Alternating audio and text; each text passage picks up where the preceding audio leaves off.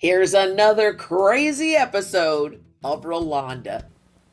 See, because I really think it was Hound Dog. But I'm the man who knows, Rolonda. No, Come on, I know everything. No, stop the car, stop the car, because I think the first gold record was Hound Dog. Not quite, baby. Heartbreak Hotel was his first taste of gold. I think it was Hound Dog. Heartbreak Hotel. Well, I say we find out for sure today on Rolonda. Because that's what we're talking about today, folks. Elvis. Everything you want to know about America's fascination with the rock star icon. We're going to talk to people who knew him, people who loved him, and people like this one who just can't get enough of him. We're talking Elvis, and Elvis lives right now live on Rolonda. And thank you for the ride. No, thank you. Thank you very much. Oh, Elvis,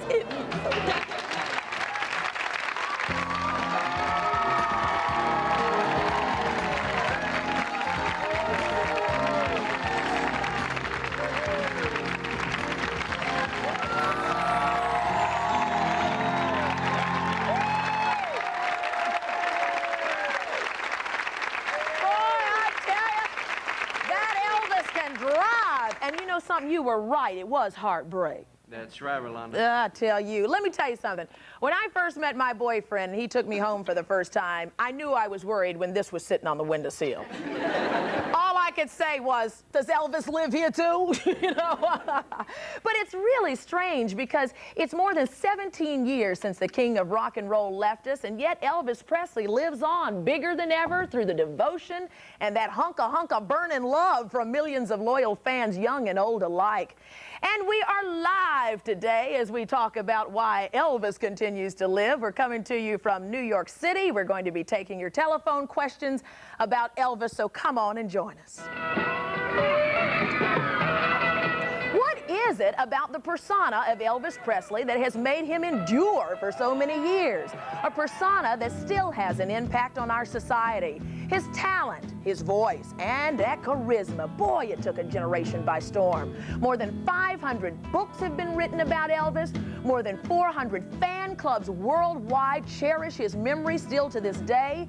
His hold on our culture is so powerful that 8% of Americans aren't even sure the man is dead. And thousands of people visit his Graceland home every single year. To his fans and his disciples, Elvis will always be the king. Now, tomorrow night, the entertainment industry is paying tribute to the Elvis legacy. The star-studded pay-per-view television extravaganza right from Memphis with various artists performing Elvis hits.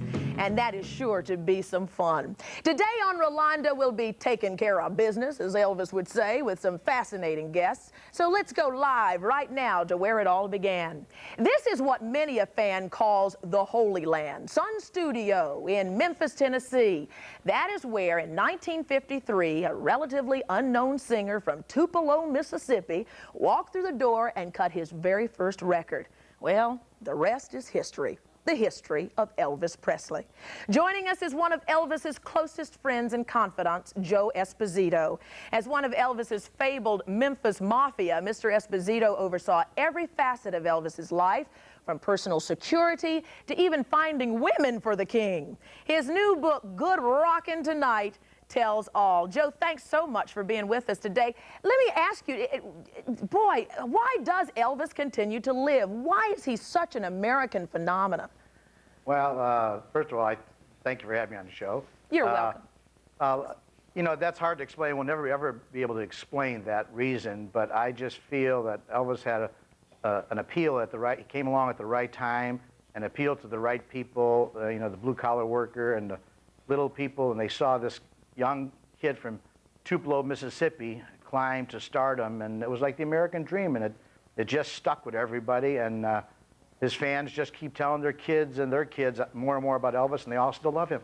That's right. In fact, we've got a couple of kids in our audience today. I said, you know, you weren't even thought of when Elvis was around, but that phenomenon lives. You worked with Elvis for like 20 years. What were some of the highlights over those 2 decades? Well, I was with him for 17 years, but the title sounded better at 20 anyway. Almost 20. Yeah, right. It was great. I'll tell you what, I was a little kid out of Chicago, got drafted into the Army the same time he did, and we became Army buddies, and I was with him ever since. It was a life that if I lived to be 150 years old, I lived that much time in that 17 years. It was tremendous, fast, a lot of fun, and a lot of hard work too, though. Was it, you were there for all the highlights. I mean, his wedding to Priscilla, the birth of Lisa Marie. What was that wedding day like? Well, the wedding was great. I mean, I was very honored to be one of the best men, along with Marty Lacker. It was very exciting. I thought he'd be much more nervous than what he was, and he really wasn't. Priscilla was a lot more nervous than he was. And it was just fabulous to be in this part of history. Now, it wasn't just the marriage. There were, of course, other women involved, whether he was married at the time or not. Having to go out and get women for Elvis, that sounds kind of weird, because it just seems like Elvis, it would be easy to walk in a room and women would flock to him. Well, I didn't go out and get women for Elvis. I didn't go out looking for them, okay? Now, if I just saw a pretty girl and met her, and then I thought to myself that he may enjoy the company of this lady, I would introduce him to her. But I never went out looking for women for Elvis. You just didn't go looking for them? Yeah. No. Oh, yeah. He didn't say, Joe, go out and find me some women tonight. He didn't say that. There were also some rough times, I'm sure, spending those times. What were some of the hardest things that you had to deal with this mega star?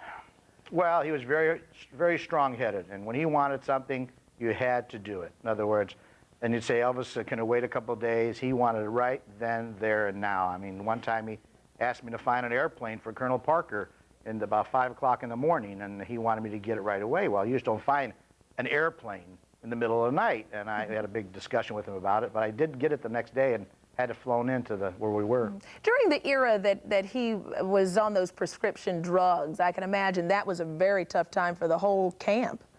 Oh, absolutely. It was difficult. The last couple of years of his life, it was a lot of work. We all worried about him tremendously and kept trying to help him. A lot of people say, why didn't the guys around try to help him get away from those prescription drugs? And we all did. We all talked to him. But Elvis, like I told you before, very strong-headed. When he wanted to do something, and if you didn't like it, the door was there and get out. Joe, in remembering Elvis as we're paying tribute to him today, what is it that you think all of America should really know about this man who was one of your closest friends? I think everybody should know, everybody harps on the bad times with Elvis, okay? To me, 90% of the times with Elvis were great. And Elvis did one thing. He made a lot of people happy. He made them forget about their problems at the time he was singing, performing on stage. Elvis loved to entertain, and they have to remember that. Elvis didn't hurt anybody except himself. People have to understand that. I mean, his whole life was on stage. When he walked on stage, no matter what problems he had off stage, they were forgotten about. Okay. Yeah. Yeah, Joe, thank you so much. We've got to take a quick break. But a little later in the show, we're going to get all shook up, you might say, about Michael Jackson and Lisa Marie. We're going to talk more about Priscilla Presley. But first, I want you to meet a woman who says she had a 3-year love affair with Elvis. So don't go away. We're going to continue coming live to you from New York City. We'll be right back. When he took that microphone, that little secretary in that audience became office manager. That little intern became chief of staff, because when he sang The Impossible Dream, he gave hope and inspiration to all of those born under similar circumstances. We're going live to bring you the most up-to-date information on the O.J. Simpson trial. Watch the next Rolonda live. There are so many things that I will remember. The way he spoke, the way he laughed, the tousled hair, the touch of his hand. He was a nice fellow. Still the emotion, so many years after his death, but I guess as long as you mention someone's name, they continue to live. And Elvis lives right now, live with us from New York City on Rolonda.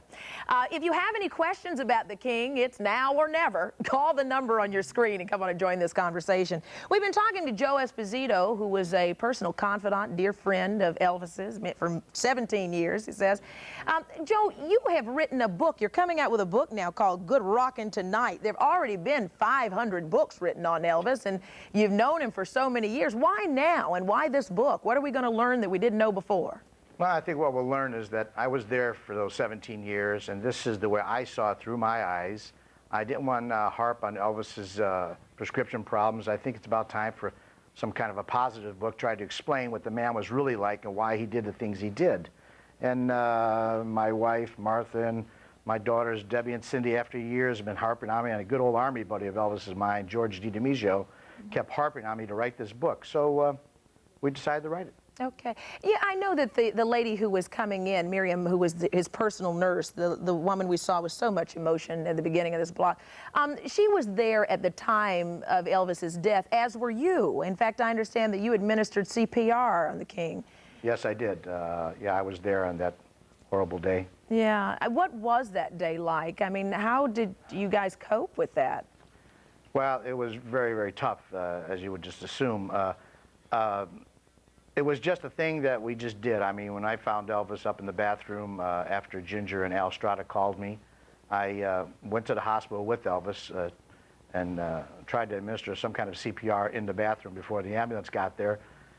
Got to the hospital, and it was about 30 minutes before they really told us that Elvis was gone. That was tough, those 30 minutes waiting there, waiting to hear that word. I knew he was dead, but I just didn't want to believe it, you know.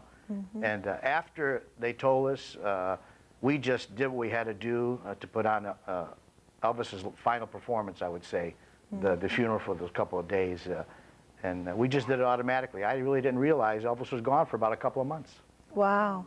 It is amazing because with all the phenomena that still lives, there are many who wonder if he is gone, you know? There have... Oh, I know, that gets me crazy. I know, all the Elvis sightings, and we're going to talk about the Elvis sightings a little later in the show, Joe. Believe me, you might see him around here in the studio every once in a while. We have a phone call now. Hello, caller. You're calling from Alabama. What's your name? Anita. Hi, Anita. What's your question? I want to know, since everyone says he's still alive, why wouldn't he get in contact with his family? After all, his only daughter is married a megastar. Well, you know, Anita, I think a lot of Americans are asking that question, but you may be surprised. You could see him anywhere. Thanks, Anita.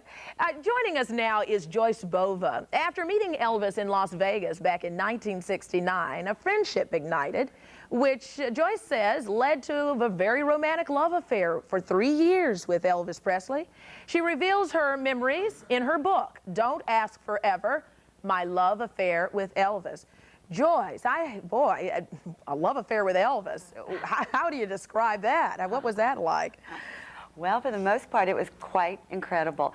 I would like to say hi to Joe, if I may, if he's still there. Hi, Joe. Hi, Joyce. How you doing? Nice to see you again. I just saw him in Washington. But it was quite an incredible experience. I mean, he came across as just such a lover. I mean, the girls go crazy over Elvis with that gyrating pelvis and all that kind of stuff. So, I mean, I think we women want to know, was he just the greatest lover in the world? But he certainly is your ultimate sex symbol, the sex idol of the world. But unbelievably, he was very shy and very modest in that regard. He was, however, very romantic. He was very much a romantic. He liked to pursue a woman and to court her, and he was very gentle. I mean, he was not aggressive in that area. He didn't like aggressive women either. I mean, he liked to pursue someone. He didn't want a woman to be aggressive toward him. Mm-hmm. But he was a very tender and romantic and passionate man. How did he pick out the crowd? Because I'm assuming that Elvis Presley has a crowd following him wherever he goes. How did he say, "You, baby"? Well, what happened with me, I had just started a new career in Washington on Capitol Hill, and I went on vacation with a girlfriend of mine. We went to Las Vegas, and we were standing in line to see his show, and a gentleman came over and started talking to us. He said he worked for the hotel, and after a few minutes, he asked if we wanted to go back and meet Elvis backstage. And, you know, we thought this is a joke, but hey, let's take a chance. Okay? That wasn't Joe, was it? It wasn't Joe, no. But he was back there. He was back there. He was one of the first people I met back there, and he was very kind. Thank you, Joe. So you go back backstage to meet him, and what happened? Well, when I first went into the room, I met his father, and I met Joe and Charlie and a lot of the people who worked for him. And Elvis wasn't yet in the room, but he came in from another room, back in the room where he got dressed. and he came into the living room, and you know, my first impression was, now let me say to you, you know, I grew up in Elvis's generation, and I loved his music, and I was a teenager, you know, dancing to his songs and all that, and you know, he was an idol.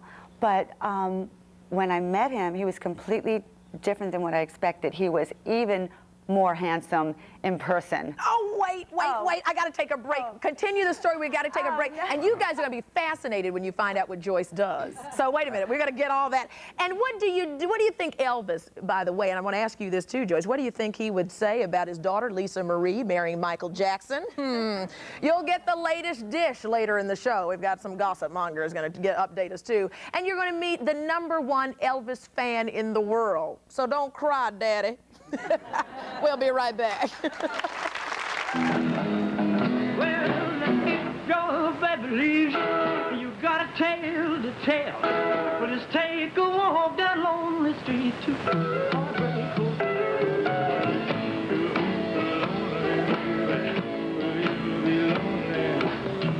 You'll be so lonely, you could die. Hey, I hope you're enjoying the Rolonda Show. Please leave your comments, and if you like this episode, hit the like button. If you want to know when the next episode is going to drop, hit the subscribe button. But stay in touch and follow me in social media at Rolonda Watts. That's ROLONDA at Rolonda Watts. And go and check out my website at rolonda.com. ROLONDA.com. When he got to me, he said, Mary, would you like to have a car? I said, well, yes, I would, Mr. Elvis. He said, well, that white one is yours. I went and hugged him, and he said, well, Mary, it makes me happy to give. He said, because, Mary, I've been poor, and I know how it is to be poor. Listen to this, though. They say that Elvis Presley spent $2.25 million buying luxury cars for his friends during the last 10 years of his life. Can you imagine? Wow. Well, welcome back, everybody. We're coming to you live today from New York City, where we are talking about Elvis Presley with two people who knew him very well. His #1 aide for almost 20 years, Joe Esposito, and a woman he romanced, Joyce Bova. So, Joyce, you were just telling us, so you get backstage, somebody points you out of the crowd, you're waiting for the concert, you see the concert, you get to go backstage, meet Elvis. How did he say you are the one? How did you start dating him? Well, actually, I hadn't seen the concert yet. This was before his show. Okay. And, well, I was introduced to him, like I didn't know who he was, but, I mean, he looked, you know, like you would expect Elvis to look like. I mean, he was dressed very elaborately and like I say, strikingly handsome. And we just got to talking. He asked me to sit down next to him, and as we spoke, I found him very, very charming and very disarming, because he was very interested in me. He was not trying to impress me with who he was, which, you know, was... Well, you're pretty impressive. Tell everybody what you do for a living and what you were doing then. Well, I work for the United States House of Representatives for the Armed Services Committee in Washington. And as a matter of fact, that was very impressive to Elvis. Yeah. And he was very intrigued with it and asked me a lot of questions. He was very interested in politics. He was also very interested and intrigued with the fact that I have an identical twin sister. Elvis had an identical twin brother who died at birth.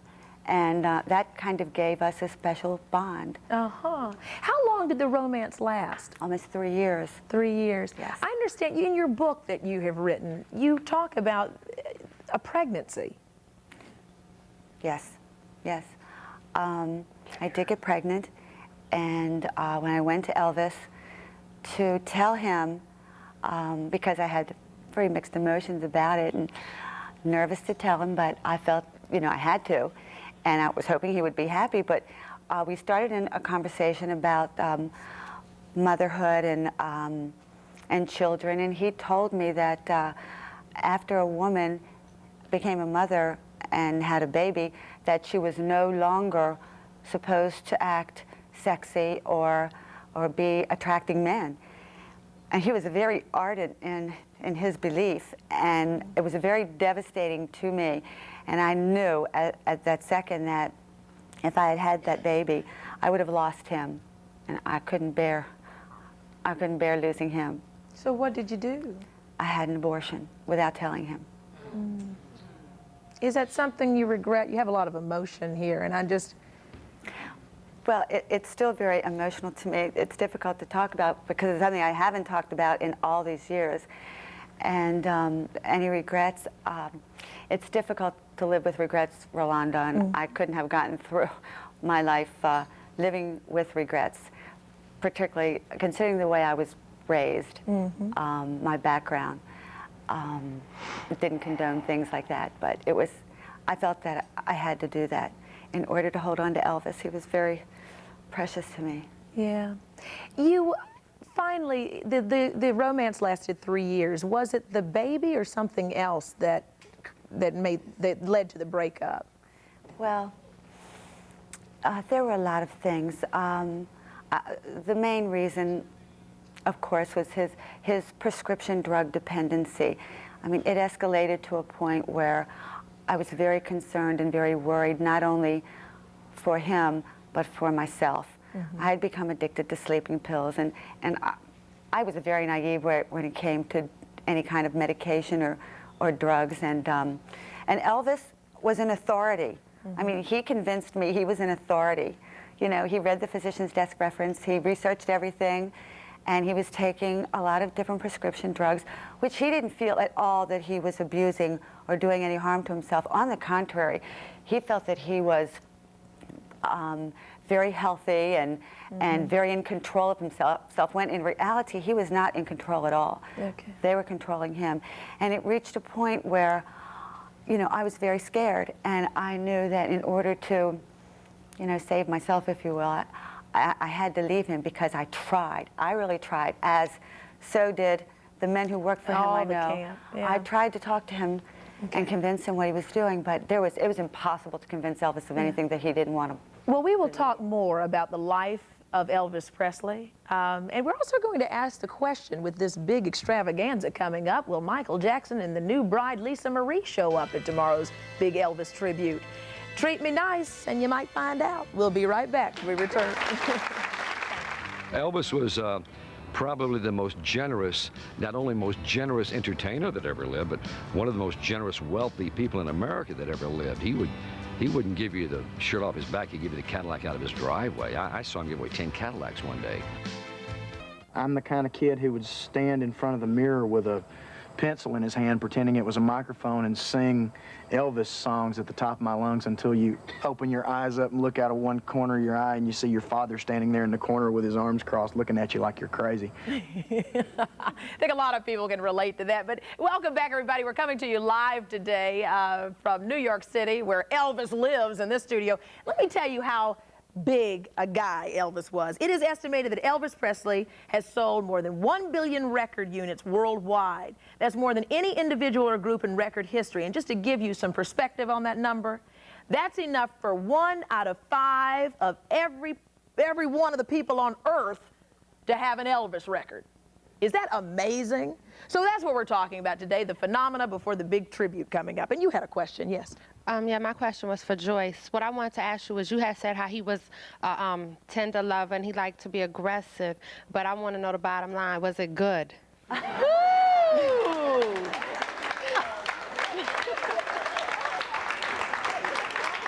Don't hold back. Speak your mind there. Read my book. Oh, come on, tell us. In a word, yes. In a word, yes. All right. Listen, hi, Gary, calling from Florida. Hi. How you doing? Good, thanks. What's your question or comment? My question is that I really would like to know if Elvis was a racist. Was Elvis, Joe, why don't you answer that, coming live from Memphis? Because that was reported an awful lot, that Elvis had a racist tendency, did he? No, absolutely not. Elvis was not racist whatsoever. That was reported in the paper a couple times. Elvis loved everybody. He loved them for who they were and not for what color they were or what nationality. And that really gets me mad when I hear about those things, because Elvis loved people. I'm telling you, this man loved human beings, and he just enjoyed their company, you know, and he loved to make them happy, and it gets me mad when I hear that. Yeah. Okay. Well, that's why we do these shows, to get it straight right from the folks who knew him so well. You know, the Elvis Presley legacy took a new twist this year, and that, of course, was when the headlines were blaring about Michael Jackson and Lisa Marie Presley tying the knot. The gossip mongers have had a field day with it, and reason why? Because we keep reading about it. Even the latest issue of Computer Life magazine got in the act, using something called morphing software. They composed this photo of what Lisa Marie and Michael's child might look like. Oh, boy, I tell you, they go all the way, don't they? What is going on with Lisa Marie and Michael anyway? And what's going on with the other stars gathering right now for the Elvis tribute in Memphis that's coming up this weekend? To answer those questions, please welcome New York Post gossip columnist Richard Johnson.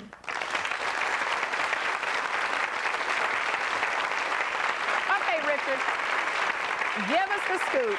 You know, you see Richard a lot on this show because we always get the juiciest scoops from you. So what is the latest on Michael and Lisa Marie? Well, it seems like they're not going to be performing. There was a rumor that they were going to do a duet, and this would be sort of their first public performance together. They were going to sing an Elvis song together, and evidently they're not going to be doing that, or if they are going to be doing it, it's going to be a big surprise. But there is a hope that they are going to turn up at this event down in Memphis, and they're probably going to close out the show. At the end of the show, they'll probably come out together and you know, do something. You know, Priscilla Presley, Lisa Marie's mother, is going to be hosting the event and opening it. And I think this would be like a perfect opportunity for her to show that she accepts Michael Jackson as her son-in-law, and because there's been rumors, you know, that she's not too happy with. Well, I saw her on a morning news program today, and you know, the question was asked, what do you think about the wedding? And she just said that she didn't know Michael very well, and I didn't get the impression that she was too ecstatic about this. Well, they haven't done, you know, you would have assumed that if everybody was happy, they would have had one of those sort of photos that would float out showing the three of them together, all hugging and kissing, and I don't think that they've even met so far. Yeah, Priscilla seemed very uncomfortable, and let it be known that she has met him, but she doesn't know him, so I was kind of wondering about that. We're going to continue this. We've got to take a break, and I know you have some more gossip about some of the other big names going down there, so well, let's continue this. A lot of Elvis fans. He's more than a legend. We've got some fans here like this guy who keeps him a living legend. They think he's still out there somewhere. Is Elvis still living? He lives in everybody's hearts, Rolonda, including yours, I understand. I must admit, yes, he does. And he will live as long as Rolonda. Oh, please. We'll be right back. All gotta live forever. It's Hound Dog. Well, I won't know, man, is Elvis alive? Yeah, I got no man, is Elvis alive? Hey, I gotta cut through all this tabloid. I immediately left for the emergency room. When I got there, Charlie Hodge was standing outside the door, and he said, "It's really bad." And I went in the room, and they were working on him, and it was very obvious that he had been gone a long time. Welcome back, everybody, to our special live show from New York City on Elvis Presley. I understand we have a caller. Please come and join the conversation. You see the number flash on your screen. Michael from Georgia. Hello, Michael. Yeah, hi, Rolonda. How you doing? Pretty good. Good. What's your question or comment? My question is, if Elvis is deceased, how did the will get changed for Marie to get the money later or earlier? Joe, you know anything about that? I can't hear the question, Rolonda. The question was, if Elvis was dead, how did the will get changed? How did the will get changed? The will was never changed. He says it was never changed, Michael.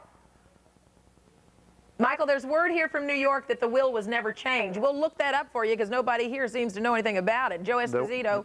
The will was signed by Elvis in April of 1977. That was the last will that was signed. It was not changed after Elvis died. Okay. You got that, Michael? Okay. As much notoriety as the life of Elvis has received, the death of Elvis seems to get just as much attention. Just this week alone, a Tennessee panel reviewing Elvis Presley's medical records finally concluded that the coroner did not lie when he confirmed Elvis died of heart disease. And have you heard about this Presley report that I'm showing you here? It's an inch thick, 2-year study by some Elvis fans. It claims that Elvis's death was a big conspiracy and that he's actually living in the witness protection program. Look at this. Do you see how much time was spent looking for this? I mean, which leads us to this subject of Elvis sightings. Did you see that? From Seattle to St. Pete, people are swearing that they've seen the king. There have been more than 2,000 Elvis sightings, 2,000 Elvis sightings, since he died back in 1977. Now, if you believe those who've spotted him, you never know where Elvis might turn up. You can almost be sure that the tabloid magazine Weekly World News is going to be reporting it with incredible eyewitness accounts. I'd like you to please welcome the managing editor of Weekly World News, Sal Alvone. Hi, Sal, welcome. Now, Sal, before we get to the gossip of all these sightings, because I want to talk to you about these Elvis sightings, because you make a lot of money when y'all see Elvis. Hold on a second. Let's get back to Richard. Richard, I got to ask you one more little gossip tidbit here. I hear that Hillary Clinton may be going to this tribute this weekend. Have you heard anything about that? There's a rumor that she might turn up. And so far, it's just a rumor. Okay. And I don't even know if, nobody really knows if Michael Jackson's going to turn up and Lisa Marie. I assume that they are, but the last I heard, he was in New York about a week ago. He's been recording at the Hit Factory on West 54th Street. And supposedly, the latest I hear is that in between sessions, to unwind and relax, they put in a ping pong table, and supposedly Michael Jackson's pretty good. Really?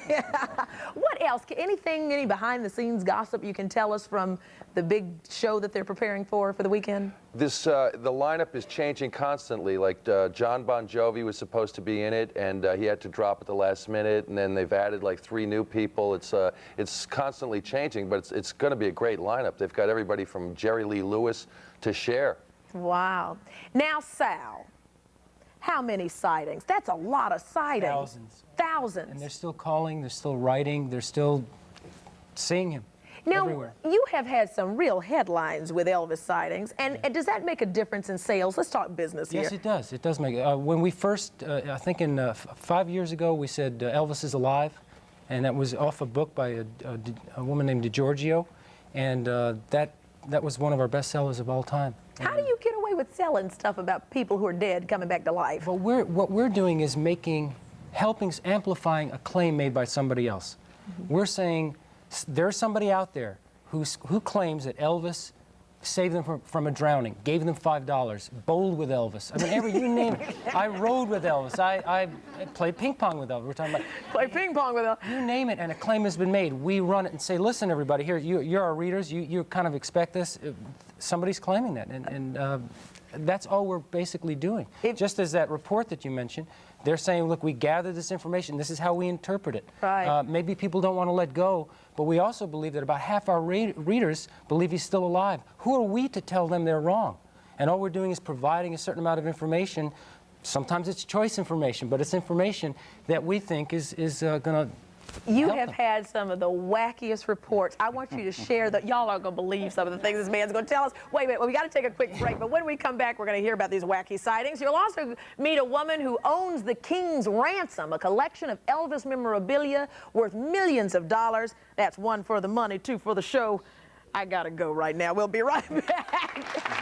What are you going to do? I want to thank all of you loyal fans and, of course, the U.S. Postal Service for making this stamp possible. Not only did he touch my life in a very special way, but when he placed his talent in the hands of God, it became a talent so magnified that the entire world knew Elvis by his first name. And Elvis lives live on Rolonda today. Be sure to come on and call us. You see that number flashing on your screen. Come join this conversation. In fact, I think we have a caller on the line. Hello, caller. Hello? Yes. Hi, what's your name and where are you calling from? My name is William Trejo, and I'm calling from Flushing, Queens, New York. Okay, and what's your question or comment? Well, my question is, I wonder how Elvis would have felt if how would he have felt about his Lisa Marie and Michael Jackson getting married? What would he have thought about it? That's an excellent question. Joe, I'm going to throw that to you, because since you knew Elvis for almost 20 years, what do you think he might say? Well, I mean, it's a question that nobody can answer for sure. I mean, as far as my opinion of the marriage between Michael and Lisa Marie, naturally it was a surprise to everybody when it happened. But, you know, what goes on between two people, nobody knows except those two people. And Lisa Marie is not little Lisa Marie anymore. She's 27 years old. And people got to remember, before that, when I see all the pictures of Lisa, she never smiled.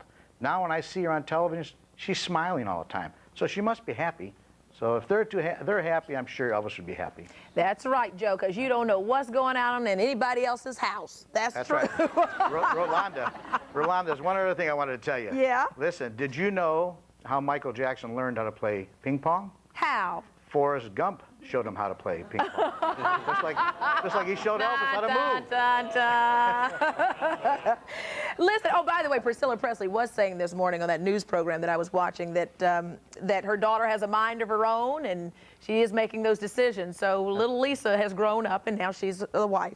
There's another side of Elvis that's worth talking about. Elvis memorabilia and collectibles. We picked up all of these items when we visited Graceland just this weekend. And look at this, Elvis glasses. Now just take a look. You too could be the king. Or the queen, whatever you want to call it. But there are all kinds of things here. For the big spenders, though, the place to be was the Elvis Presley Museum auction last June. That's where Northern Exposure's John Corbett paid $36,000 for Elvis's American Express card. And he can't even use it. You know? Our next guest knows a lot about Elvis memorabilia. Her collection was has an estimated worth of more than $3 million. She shows it all off in her book entitled All the King's Things. Please welcome the recently crowned #1 Elvis fan of all time, Robin Roxanne. Welcome. Good morning. $3 million. Are you just like filthy rich? Is that what you do?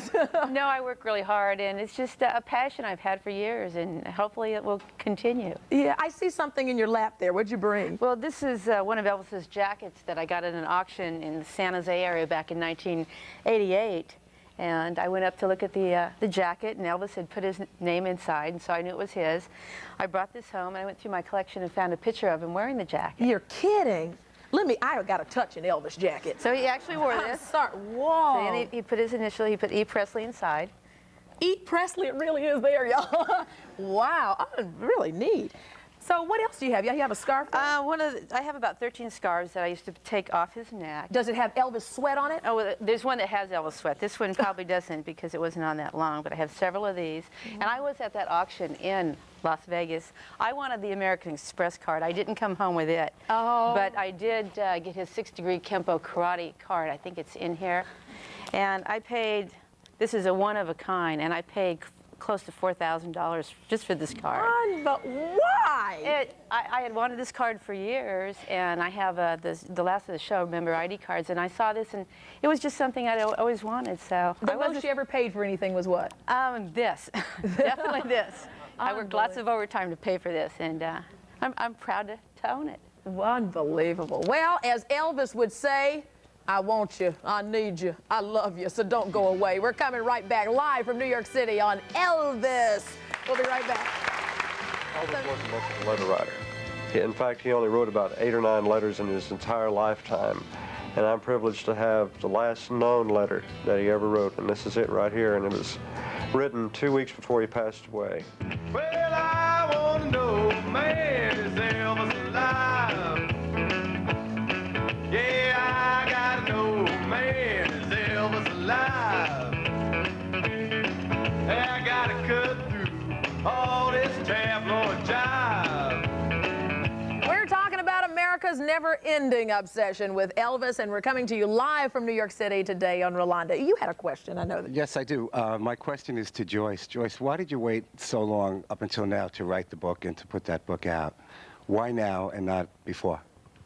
Well, I never, ever planned to write a book throughout all of these years, but I had an opportunity to meet Jimmy Velvet, who had the Elvis Presley Museum, and we got to talking, and when I got to know Joe, we were exchanging stories. He said, Joyce, you are the person to write a really good book about Elvis. You should write a book about him. And I went home and I went through my diaries, which fortunately I always kept a diary since I was a teenager, even until now. And I figured, well, nothing can be held sacred about his life any longer. And I think my story is a love story, one of interest to a lot of people. And the name of the book once again? Don't Ask Forever, My Love. Don't Ask Forever.